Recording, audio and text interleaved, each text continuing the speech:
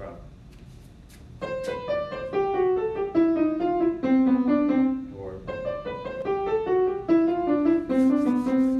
Or I don't do the first note. This one that I'm getting away from the definition of neighbor group, but I just do the two non-chord tones to the chord tone.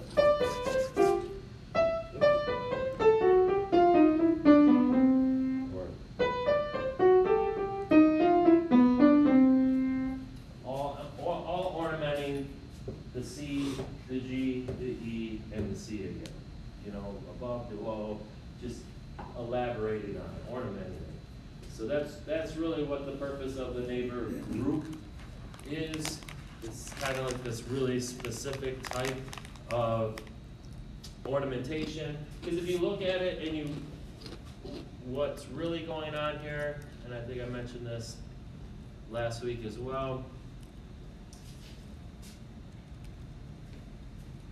because the note above is being approached by step and left by lead. Which non-chord tone is approached by step and left by lead in the opposite direction? Escape tone. So the top one would be escape tone. The bottom one is approached by a lead and left by step in the opposite direction. What's that called? Appoggiatura. So really what you have here is an escape tone and an appoggiatura. But because it's really specific to this, I mean, it's going from a C, above, below, and back to C, we're just going to label them as a neighbor group. So it's more of a specific type of escape tone appoggiatura combination around a single note.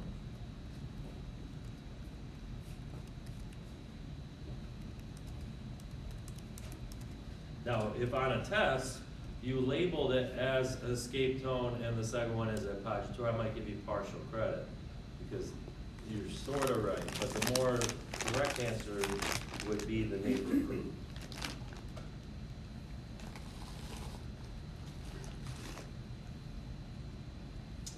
All right, on this handout that's in D2L, want to print it off, it's there for you. It calls it a changing tone. Same example, just labeled as changing tone instead. All right. Anticipations. Anticipation is approached by step generally, and left by repetition, generally.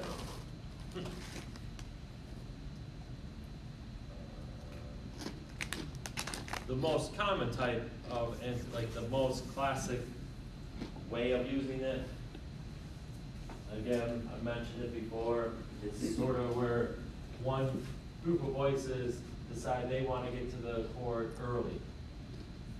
So the chord is C, G. We have the top voice getting to the C a half a beat before the rest of before the left hand, before the chord actually appears. So it anticipates what's going to happen next. So it's got to be left by the same note. Approached by step and left by the same note. That's, again, the classic version of it, in this case being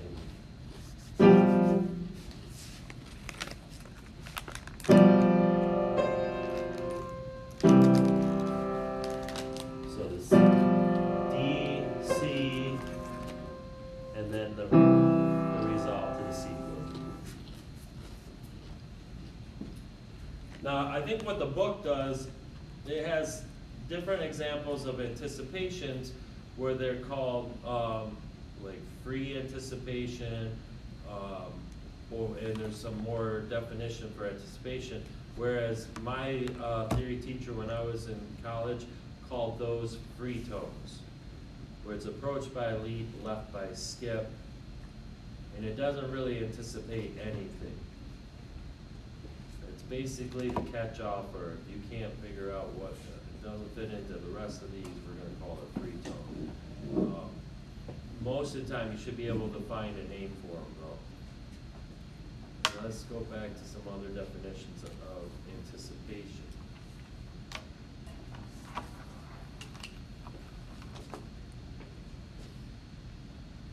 We're talking about Picardie's third.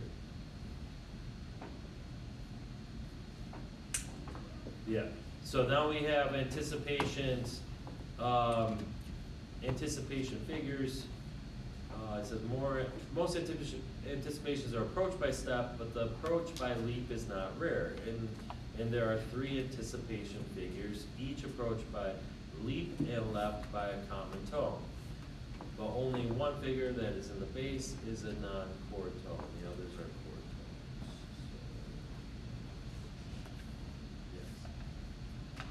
So here we have an anticipation. It's in the base.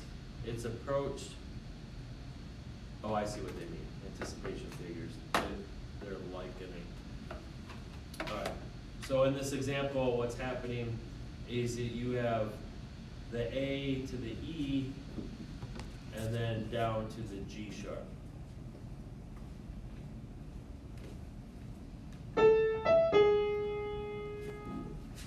Or C sharp up to E in the melody, right? C sharp up to E, and then it's left. It's approached by a leap and left by the same note. But this wouldn't be an anticipation because it's a 1 chord, and in the key of A, the 1 chord is A, C sharp, E. So these are all chord tones. The E is the chord tone. It looks like anticipation, but it's just chord tones, right? And then this next one, it's a 4 chord in the key of A, D, F sharp, A. We have F sharp, A, and then to the same note, A. Again, looks like an anticipation, but the F sharp and the A are chord tones, so not an anticipation. We don't get the actual anticipation until here. We have the 5 chord, E, which is E, G sharp, B, D, 5, 7, E, and then to the A. The A is not part of this chord. And because it's happening over this chord, we have to call it something. It's a non-chord tone. It's resolved by the same note. So here we have an anticipation. Even though it's not approached by step, it's approached by a leap instead. You're still anticipating the fact that you're going to the next chord. So it's over this chord here.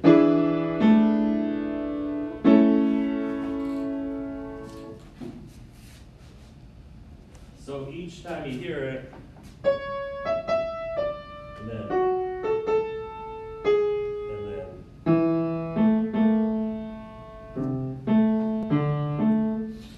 you hear it in all 3 voices. First the soprano, and then, this is for piano, so first the top voice, and then the middle voice, and then the bottom voice. The only one that's an actual anticipation is when it happens in the bottom voice.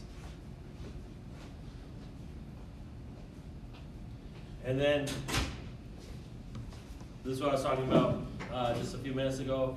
We have the anticipation that's approached and left by leap.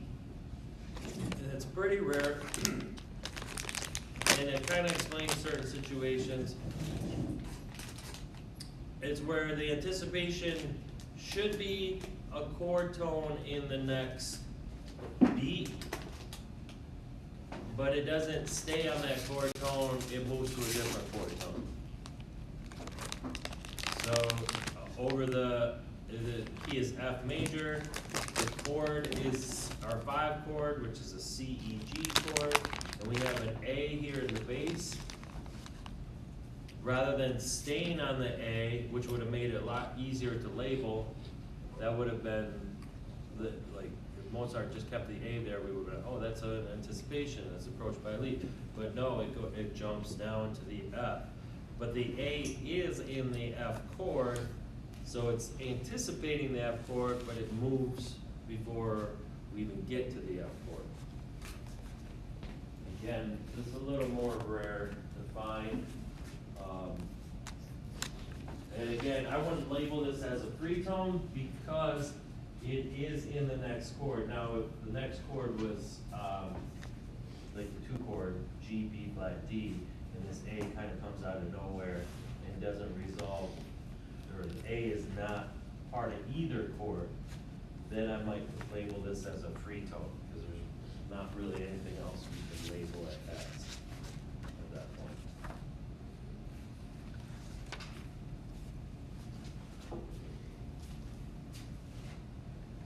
Questions at all so far on anticipations or any of the other not chord tones that we just reviewed?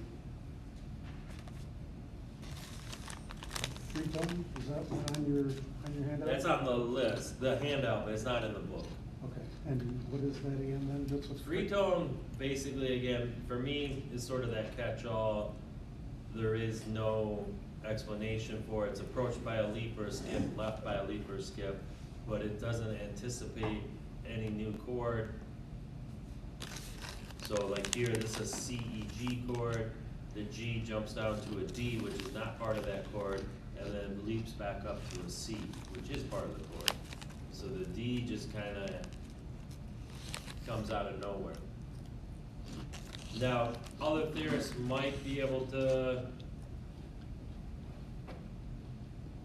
label it a different way using your imagination. I could see the possibility of maybe somebody saying, well, it's sort of like an like at least in this case, it's sort of like an appoggiatura. If you were to leap up to the D and then resolve down by step, that would be labeled appoggiatura. But because the D is down and you have to leap all the way back up, you might, I don't know, I think different theorists, again, we were dealing with music theory, different people would have different explanations. So right now, we're not going to come across too many free tones in any assignment, but, and I looked it up on the internet, and I didn't see any mention of a free tone at all as a non-chord tone. So again, maybe this is something that my teacher from his schooling kind of came up with, but there was, I never really got the full explanation, I think, or I didn't think to ask that question when I was in school about it. I should call him back up, find out. Let's see. Other questions, anything else?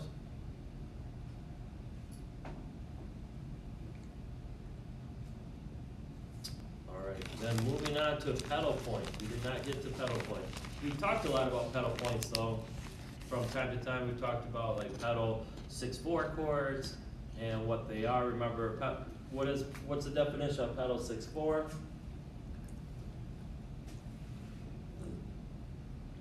Six four meaning, you remember, second inversion triad. We had passing 6/4s, we had cadential 6/4s, and then we had pedal 6/4s. Those were our three types of 6/4 chords. What does a pedal 6/4 chord do, or what makes it, justifies it as a pedal? Some of the bass stays the same. The bass stays the same. So remember, that's the whole idea of a pedal, is a sustained note. Usually you'd even think of it like with an organ, it's the pedals and the organ, and they're holding the notes out while the left hand and the right hand are playing lots of different notes. You have this sustained note, but it doesn't necessarily always have to be in the low notes. It can be in the higher, it could be a sustained note in the high end, and the left hand or the other parts are moving, the lower parts are moving.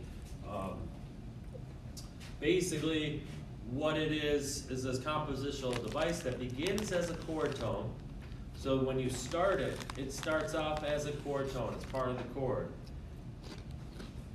Then becomes a non-chord tone as the harmonies around it change. And then finally ends up as a chord tone when the harmony once more is in agreement with it. So it starts off as a chord tone.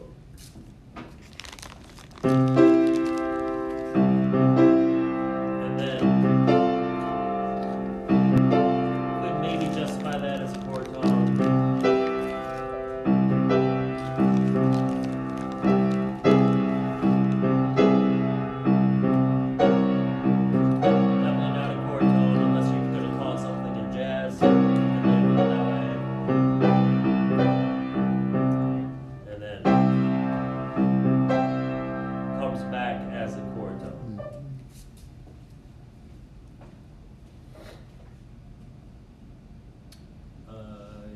example with Bach doing. Example 13:9.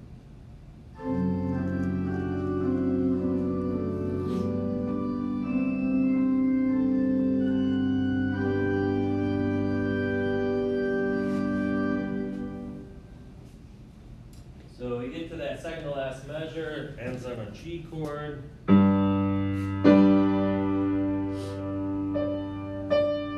And then the G continues. Almost like, well, it is, it's a 4 chord. What's being implied is a 4 chord, C, E, C, then you have the G in the bass. So like a 4 chord in second inversion, right? And then we have the C, A, and F sharp. F sharp, A, C, that's scale degree 7, that's a 7 chord in your C, in your G major key. G doesn't fit at all in that chord. It would be, you know, like a wrong note. Well, in this case, though, it's a non-chord tone pedal tone. You wouldn't just play that chord. Oops, should be an E natural. Right, no, F sharp.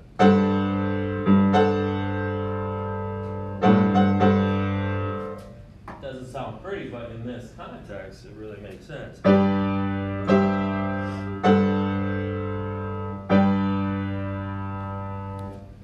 Now, you know, it doesn't seem out of place. And that's what the pedal kind of implies this, you know, you're stable, it's a chord tone, and then it moves away from stability, becomes a non-chord tone, and then you're back to being stable again when it becomes a chord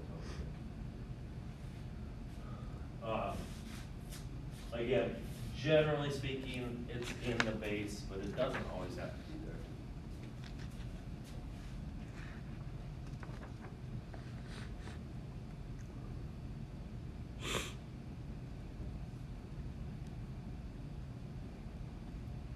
Yeah, and the way that you label a pedal is a little different than the way you would label the other non-chord tones.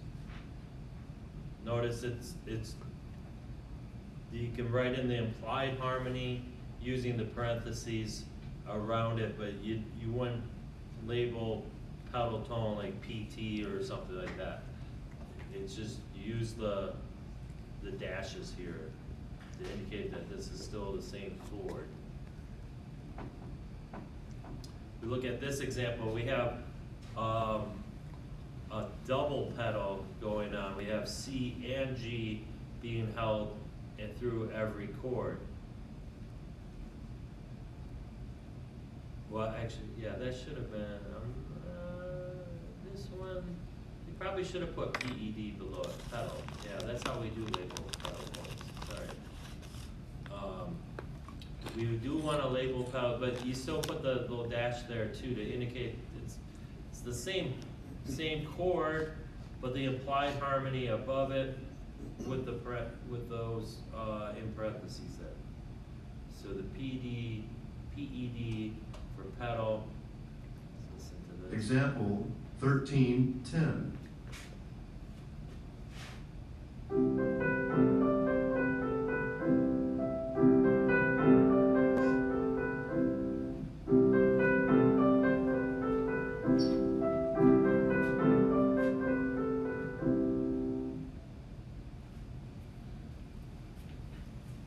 Yeah, so notice C, E, G chord, C and the G both fit. You have E and G in the right hand and the C. B, non-chord tone, being approached by step, left by step in the same direction. So passing tone. Then you have the C and G in your left hand, but F and A and D. So if you were looking at this for the first time, not really knowing anything about non-chord tones, this would be a really tough beat to try to analyze, right? Because on the bottom it looks like a C, E, G, or a C chord without the E. But in the right hand it looks like a D chord, D minor chord, DFA. Maybe even a C if you wanted to call it seventh, but it looks like it's passing through again, so we could call it a triad, DFA. So this would be where I might say, I'm not sure what's going on here, let me look at the next beat. Then I look at the next beat, we have CG, once again, kind of holding through. So I'm seeing a pattern here happening with the double pedal point. And now I got G, B, F. Looks a lot like a 5 chord in the key of C, G, B. 5 chord would be G, B, D, F. This has the G, the B, and the F. We're missing the D. If I want to omit a chord tone, it's usually going to be the 5th. Now this is interesting. Oh, in the book, they don't outright say it, but I think it's because different people have different points of views on grace notes. Grace notes, you're looking at this, they basically said this doesn't exist, we're gonna go D, C, B, and we're gonna call this a passing tone. If you said that grace note does exist and it's part of the music and you're hearing it, this should be a suspension, right? Because it's being approached by the same note and left by a step. We'll go with the book right now and say when you're labeling, grace notes don't count as part of your label for non-chord tones.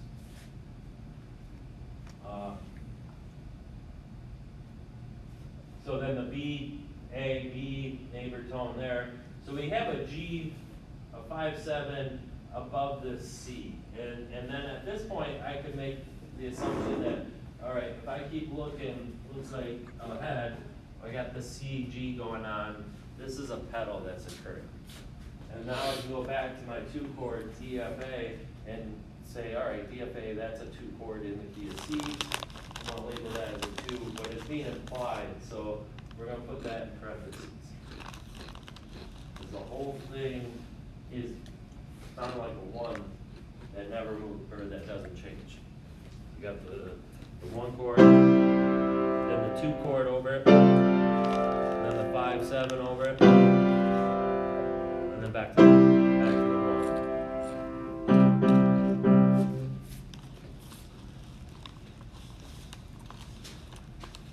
When you hear a pedal like that, does it remind you of a specific type of music at all?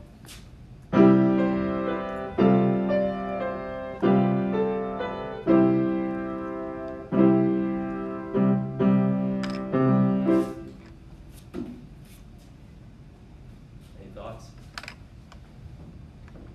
It's like bagpipes. Bagpipes. Yeah, where bagpipes come from?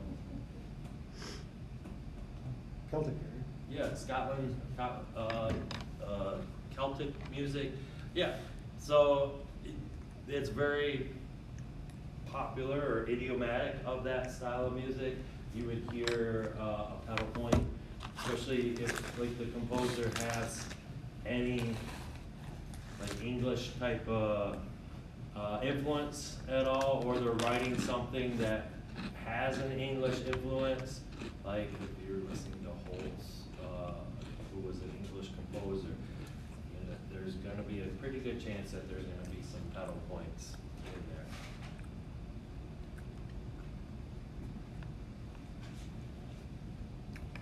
Schumann was German, but probably this has, I would think, some sort of reference to maybe like in English, or like it could be like the English countryside, or just like general in the countryside. Here's another example of a double pedal point. Example 1311.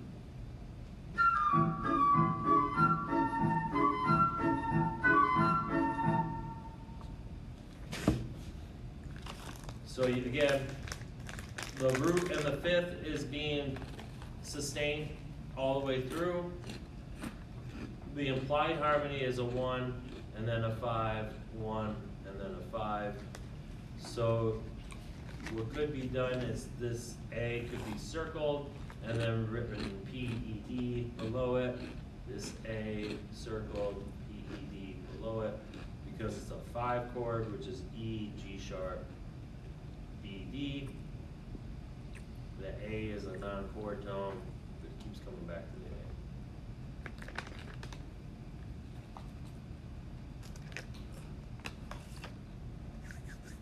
Oh, question? So you put parentheses around the note, or do we treat it just by parentheses around the Roman numerals? Yeah, I'm trying to see why they don't,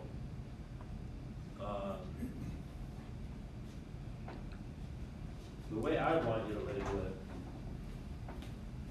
you put parentheses or circle the A, which is the non-chord tone, and you write P-E-D next to it. And then the same thing here, P-E-D. A and E are part of the chord, E is part of this chord, A and E is part of the chord, E is part of the chord, so that you don't have to label the chord tones, but the non-chord tone in some way to show that you know what it is. Now this is all kind of implying that this is a pedal, and you don't even have to mention that it's a double pedal, it's just there. But because the E is a chord tone, so pedal point meaning non-chord tone kind of gets, but it's still being repeated. So we're going to call it a double pedal, even though the E, the top note, really is a chord tone.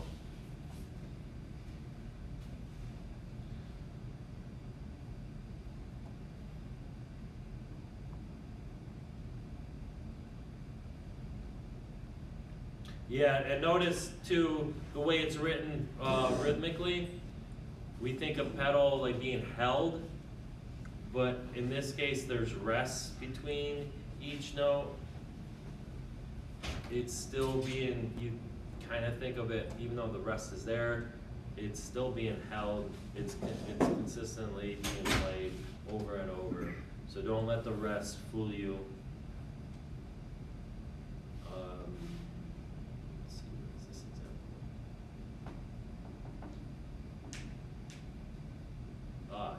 This part. Let's listen to this example by Beethoven. Example 10-14.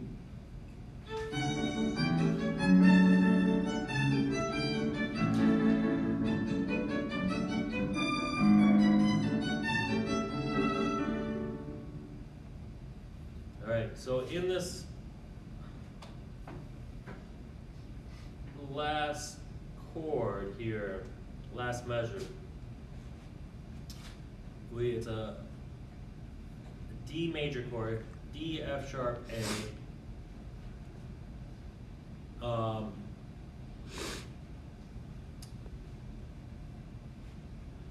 And the measure before is a 5 chord, A, C sharp, E with the 7th, the G.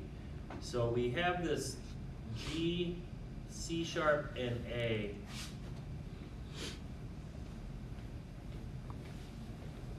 Right here.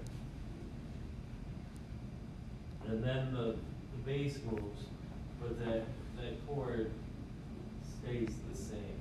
Would this be labeled, these non-chord tones, the ones that are in parentheses, would that be a pedal? Because they're not changing when you move from one chord to the next chord.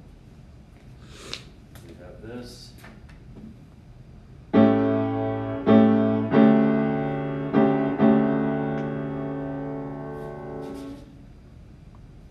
then eventually goes to here.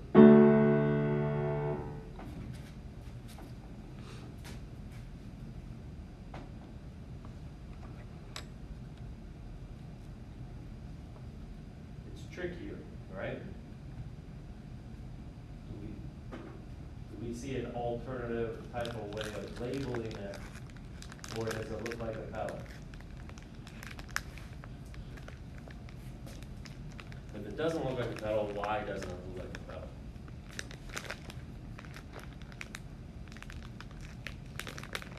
Or if it does look like a pedal.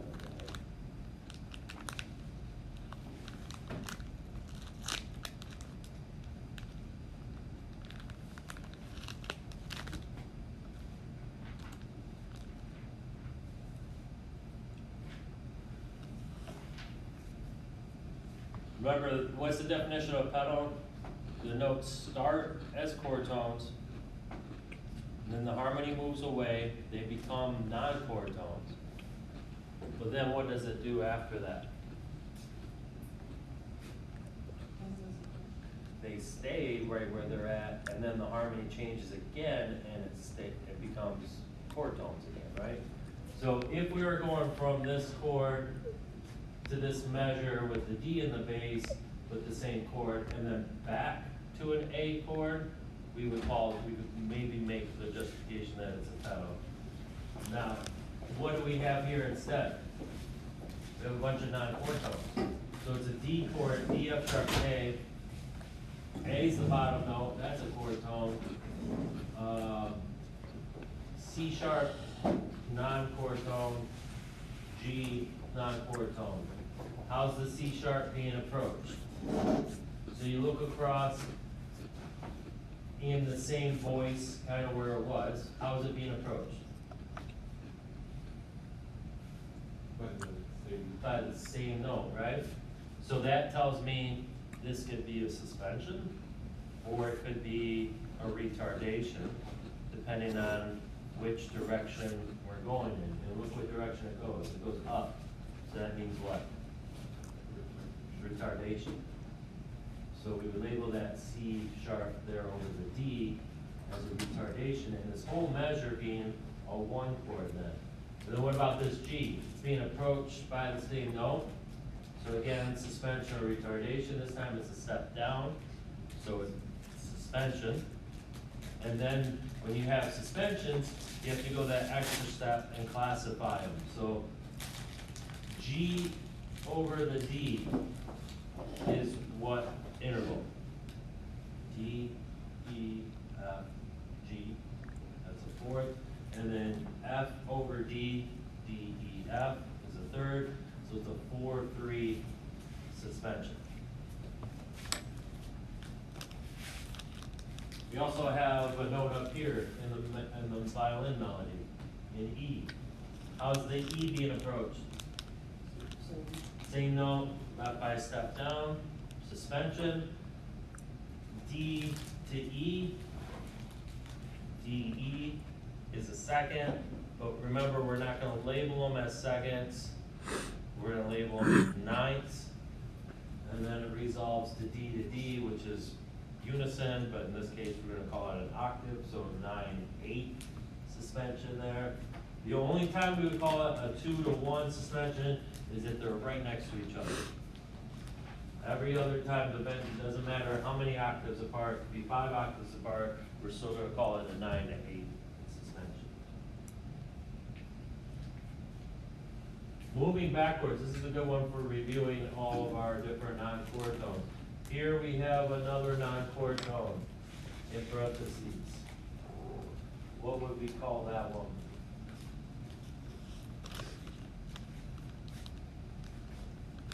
This D. How's it being approached? Same note, left by step down.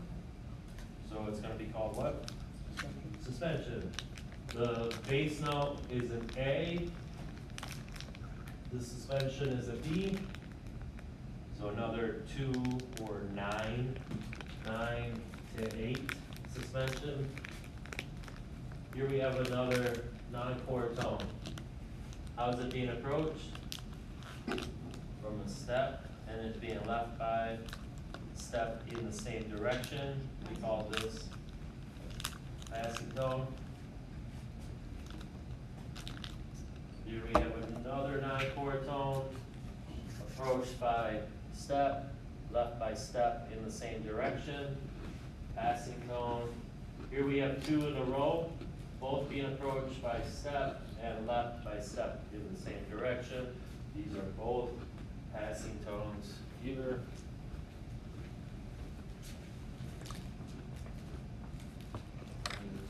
Let's let's look at, ooh, all right.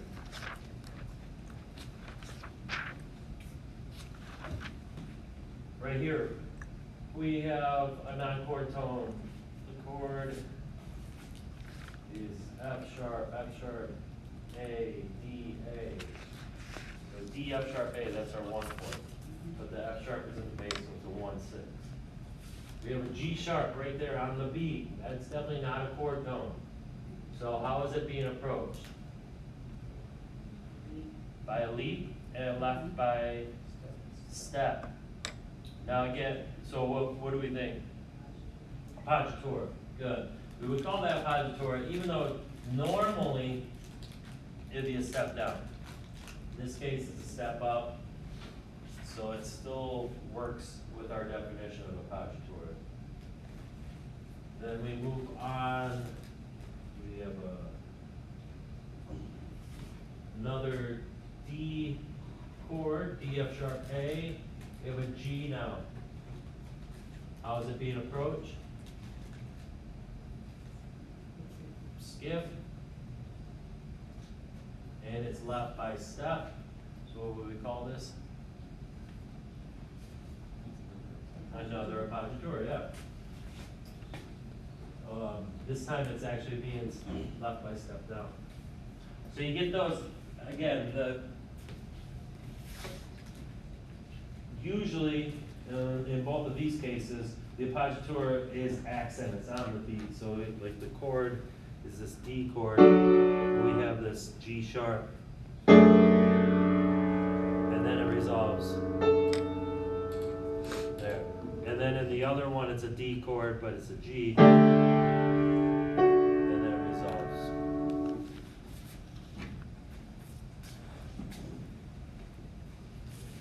Both of them though being approached by a leap.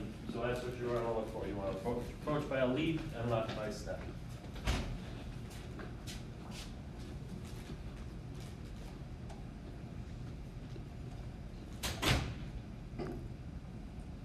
Yeah, that's the one we just looked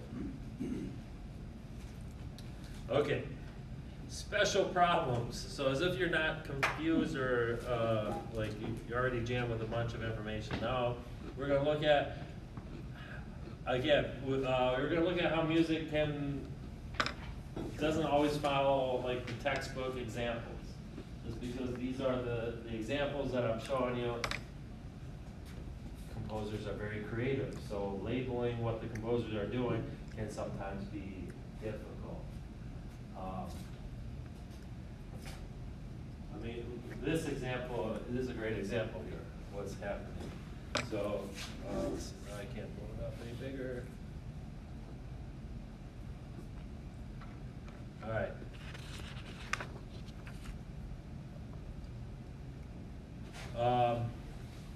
Actually,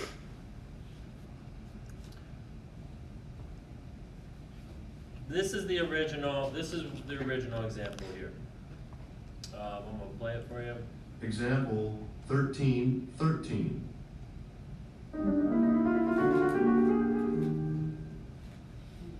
Okay, a lot of notes in there, right? Okay, you can kind of hear though that it's just moving chromatically for the most part. Now, if we reduce this, we've talked about like taking all the ornamentation away and just reducing it down to like the nuts and bolts of what it really is. It really is just this letter A here. You're starting on an E flat, and you move it up to an A flat. All right, now you could say, well, what's happening is moving chromatically up to that A flat.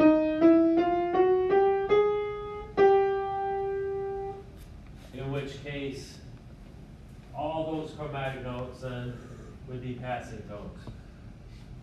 All right, simple. But what if you're Schumann or Schubert? Schubert. Then you take that same thing, but you ornament each one of those little passing tones.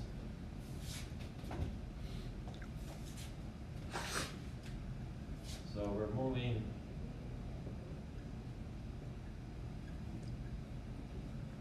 flat,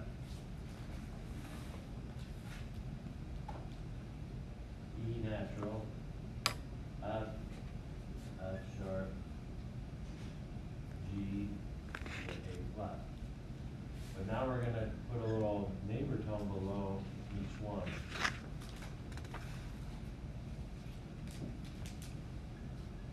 Like he did here. Basically ornamented each one of those little passing tones. So what do we call this mess? Then, in that case. We have E flat down to D. Well, that's that, and then back up to E flat. That looks like a neighbor tone. But then you have E flat up a half step to E, down a half step to D sharp, which is the same as E flat, but is written as a D sharp. So is this, this E is being approached by a half step, left by a half step.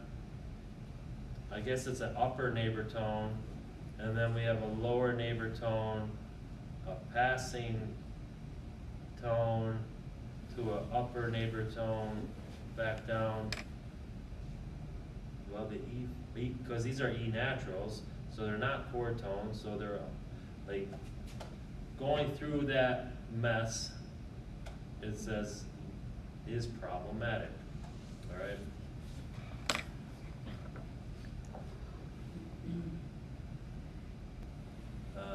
The E natural 4, measure 3 on the surface, a neighbor tone. All right. The best solution is to label these notes as passing tones and the others as neighbor tones. So the best solution is then basically to do this, what I was showing you, think of them all as passing tones, and then everything below it as a neighbor tone. So this would be a passing tone.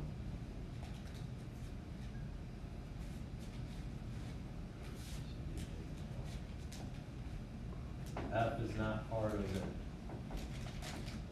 of the chord. But we're going to call that one passing tones and below it neighbor tones. Does that make sense? How I came to this conclusion? Because the real melody is just moving by half steps. Oops.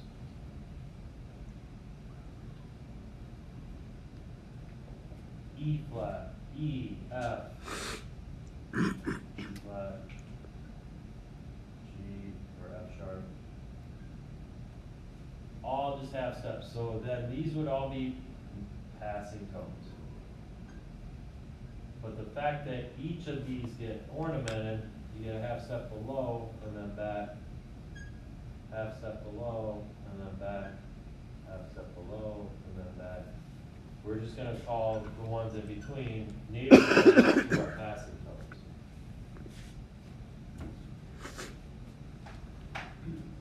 You wouldn't get that unless you started to break down music down a little bit. So analyzing the music at face value doesn't always get you the answer that you need. Sometimes you have to dig a little deeper. This one's a great example of that. It's a beautiful piece by Brahms. Example 13-14. Let's listen to it.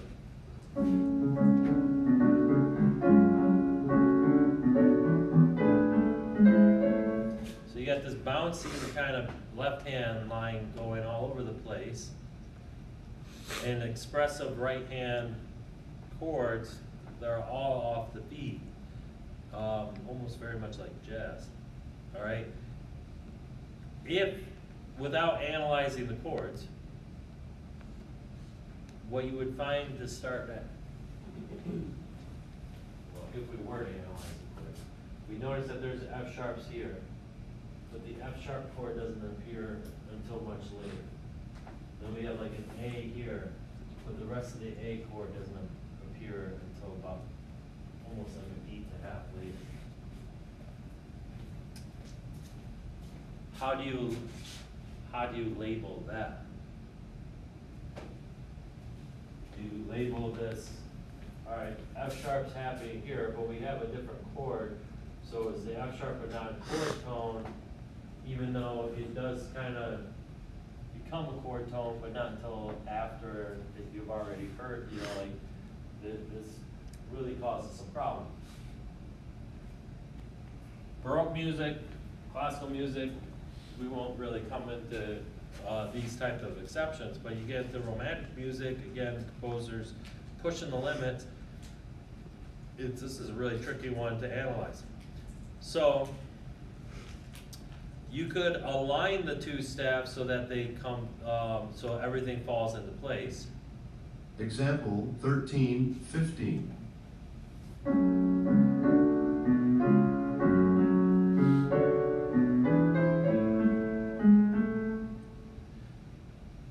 And so if I were analyzing this piece of music, I might have to write a whole paper on that, or at least that little section, and put maybe a asterisk next to a little star next to it, and see footnotes below, and then in the footnotes write the explanation of what's happening here, and I'd have to maybe write out what's happening with the harmony where they all line up.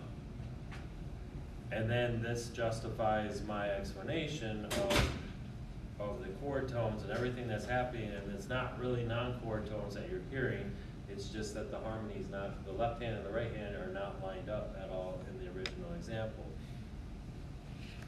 So this word, you know, if you really get into music theory, those of you moving on after LCC, and maybe you really find that theory is your thing, these are the type of examples that you're going to be starting to have to look at and study. Right now, we are not going to see anything this difficult at all on any of our quizzes or tests or anything like that. But just to show you kind of, it can get more and more complicated the more you start looking into the music. So, like it says, conventional non-chord tone terminology is inadequate to explain a passage like this. Instead, it's better to use an approach such as the one we have demonstrated. So, like here, you would have to almost rewrite the music and say, this was where Brahms coming from, this is where he ends up at, and this is what happens, this is how he gets there.